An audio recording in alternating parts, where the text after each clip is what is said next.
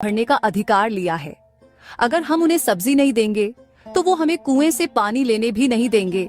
देखो गौरी, हर बार यही होता आया है। हम जी तोड़ मेहनत करते हैं, पसीना बहाते हैं, लेकिन हमारे हाथ में आता क्या है? लेकिन राजू, पानी के बिना खेती कैसे होगी?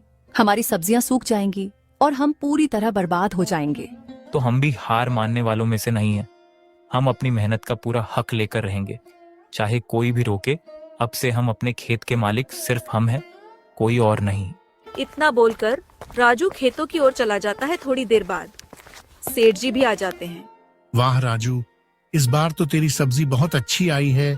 तेरा खेत सच में लहलहा रहा है। हाँ सेठ जी, इस बार मेहनत रंग लाई है। मिट्टी की देखभाल की, सही समय पर पानी दिया और खाद भी अच्छी डाली, इसलिए फसल भी बढ़िया हुई है। अच्छा किया। चल, हमेशा की तरह इस बार भी अपनी सब्जी हमारे गोदाम पर दे दे। तुझे दाम भी अच्छे मिलेंगे और तेरा झंझट भी कम होगा। राजू यह सुनकर कुछ पल के लिए ठहर जाता है। फिर वह टोकरियों को गाड़ी में रखने के बजाय सीधा सेठ जी की ओर देखता है। नहीं सेठ जी, इस बार मैं अपनी सब्जी खुद बाजार में बेचने जाऊंगा। ठीक है राजू, जैसी तेरी मर्जी। पर याद रख, बाजार आसान नहीं है। अगर तुझे कभी मेरी जरूरत पड़े तो बता देना। धन्यवाद सेठ जी, लेकिन अब मैं अपनी मेहनत का सही मोल खुद तय करना सीखूंगा। अरे, वह सेठ जी तो काफी अच्छे इंसान है। मैंने तो सोचा था कि वह अब मुझे अपने कुएं का पानी नहीं देंगे, लेकिन उन्होंने तो मुझे अपनी सब्जी बेचने की भी इजाजत दे दी। अरे भाई राजू, क्या बात है? तूने इस बार अपनी सब्जी सेठ जी को नहीं बेची? नहीं मोहन भाई, इस बार मैंने सोचा कि अपनी सब्जी खुद बेचूंगा। अब से मैं अपने माल के हिसाब से खुद ही दाम तय करूंगा। अरे, पर क्यों? सेठ जी से तुझे हमेशा पैसा मिल ही जाता था ना? हाँ, पैसा तो मिलता था, लेकिन बस उतना ही जितना सेठ जी देना चाहते थे। मुझे मेहनत से ज्यादा मुनाफा नहीं मिल रहा था। हर बार मैं देखता था कि मेरी उगाई सब्जी बाजार में ऊंचे दामों पर बिकती है, लेकिन मुझे औसत ही मिलता था। तो बता, तूने किस हिसाब से अपनी सब्जी बेचने का सोचा है? मैंने हिसाब लगाया है। इस बार मैं अपनी सब्जी 200 प्रति टोकरा बेचूंगा। इससे मुझे भी अच्छा मुनाफा होगा और तुझे भी बढ़िया ताजी सब्जियां मिलेंगी। ठीक है राजू, 200 में तेरी सब्जी मुझे सही लग रही है। ये सौदा पक्का। बिल्कुल मोहन भाई, तेरा भरोसा मेरे लिए बहुत मायने रखता है। राजू अपनी सब सब्जियां बेचकर अपने घर आ जाता है। गौरी देखो, इस बार मैंने अपनी सब्जी खुद बाजार में बेची और इतने अच्छे दाम मिले कि पूछो मत। अरे वाह राजू, ये तो बहुत अच्छी खबर है। तुम्हारी मेहनत आखिर रंग लाई। लेकिन बताओ, सेठ जी को बुरा तो नहीं लगा? नहीं गौरी, यही तो सबसे अच्छी बात है। सेठ जी को बिल्कुल भी बुरा नहीं लगा। उन्होंने तो उल्टा कहा कि अब मैं अपने हिसाब से काम कर सकता हूँ। यह तो सच में बड़ी बात है राजू। अब हमें किसी की शर्तों पर नहीं चलना पड़ेगा। अपनी सब्जी अच्छे दामों पर बेच सकते हैं और अपनी जिंदगी बेहतर बना सकते हैं। बिल्कुल गौरी, अब मैं अपनी फसल का सही दाम खुद तय करूंगा। और सबसे बड़ी बात, सेठ जी हमें अपने कुएं से पानी भरने की इजाजत भी देंगे। ये तो काफी अच्छी बात है राजू।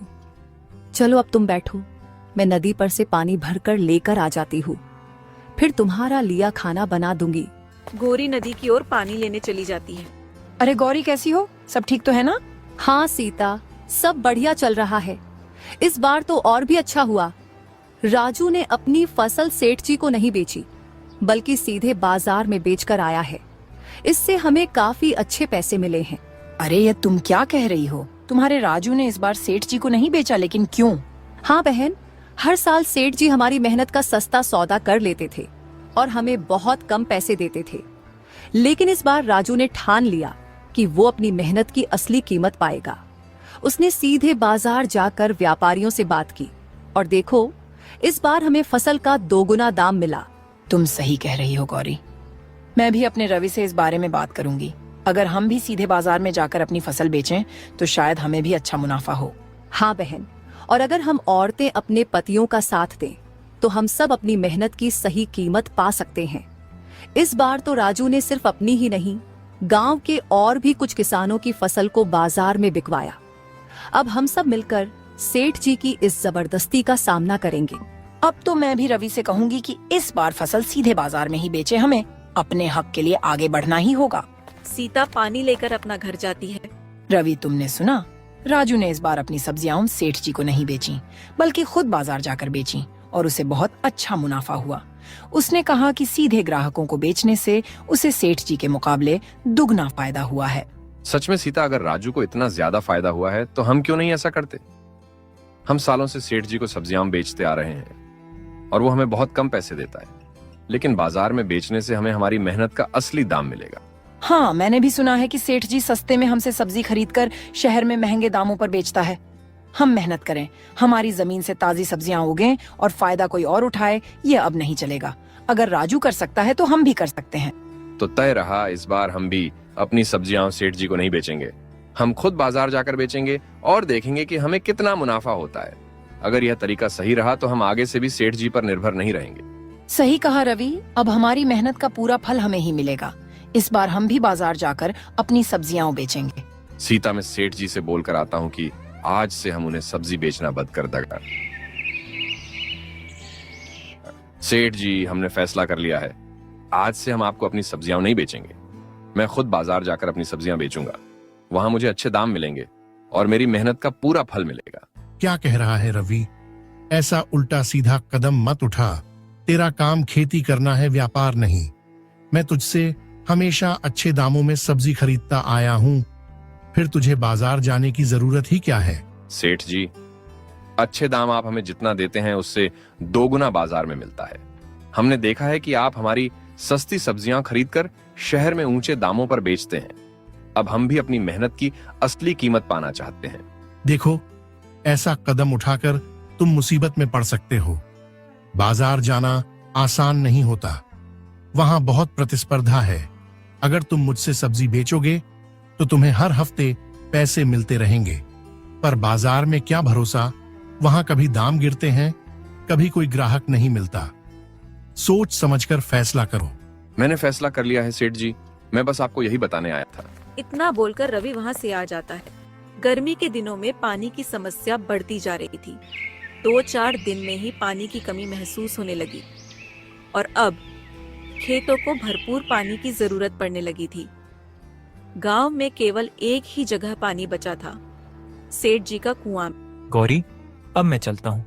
मुझे जल्द से जल्द सेठ जी के कुएं से पानी निकालना है ताकि अपनी सब्जियों को पानी दे सकूं। अगर समय पर पानी नहीं दिया तो सारी मेहनत बेकार हो जाएगी। खेतों में सब्जियां अब लगभग तैयार हैं, बस कुछ दिनों की मेहनत और चाहिए। हाँ राजू, तुम सही कह रहे हो।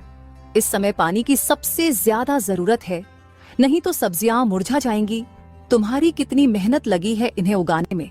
मैं जानती हूँ, तुम जल्दी से पानी डाल दो ताकि तुम्हारी फसल सही समय पर तैयार हो सके और हमें अच्छा मुनाफा मिल सके।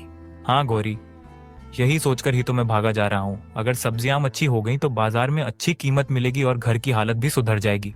बिल्कुल, मेहनत का फल जरूर मिलेगा। तुम ध्यान रखना, जल्दी लौट आना। इतना बोलकर राजू अपना खेतों में चला जाता है।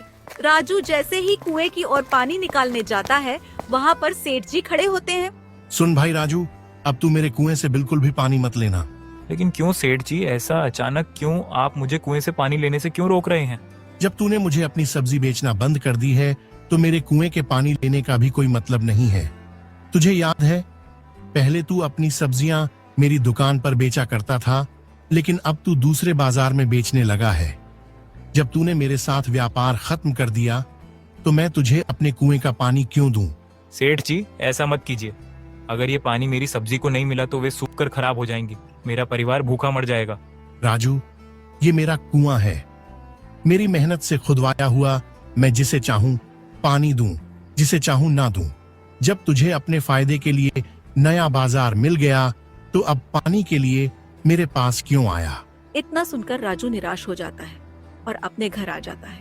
जब भी थोड़ी देर बाद रवि भी कुएं से पानी लेने के लिए आता है तो सेठ उसको भी मना कर देता है। राजू, ये क्या हो रहा है? इतनी भयंकर गर्मी में सेठ जी ने हमें पानी देने से मना कर दिया। हाँ गौरी, सेठ जी ने साफ साफ कह दिया कि जब हम अपनी सब्जी उन्हें नहीं बेच रहे तो हमें उनके कुएं से पानी लेने की कोई जरूरत नहीं। मैंने बहुत विनती की, कहा कि हमारी फसल बर्बाद हो जाएगी, लेकिन उन्होंने एक न सुनी। ये तो बहुत बड़ा अन्याय है राजू। अगर हमारी सब्जियों को समय पर पानी नहीं मिला तो सब सूख जाएंगी, हमारी मेहनत पर पानी फिर जाएगा। और जानते हो गौरी, सेठ जी हंसते हुए कह रहे थे, जब बाजार में ज्यादा दाम पाने के लिए तुम अपनी सब्जियां हमें नहीं बेचते तो हमारे कुएं के पानी का इस्तेमाल करने का हक तुम्हें कैसे मिल सकता है? लेकिन राजू, हम तो मेहनत से अपनी जमीन पर फसल उगाते हैं। ये पानी किसी एक का नहीं है, यह तो सबका हक है। तभी राजू के घर के बाहर रवि आता है। राजू भाई, अरे राजू भाई बाहर आइए। राजू रवि की आवाज सुनकर बाहर जाता है। राजू भाई, यह क्या कर दिया आपने? सेठ जी ने तो हमें पानी देने से ही मना कर दिया। हमारी सब्जियां प्यास से तड़प रही हैं, सूख रही हैं। अगर जल्द ही पानी नहीं मिला तो हमारी पूरी मेहनत मिट्टी में मिल जाएगी। हाँ रवि, मुझे पता चला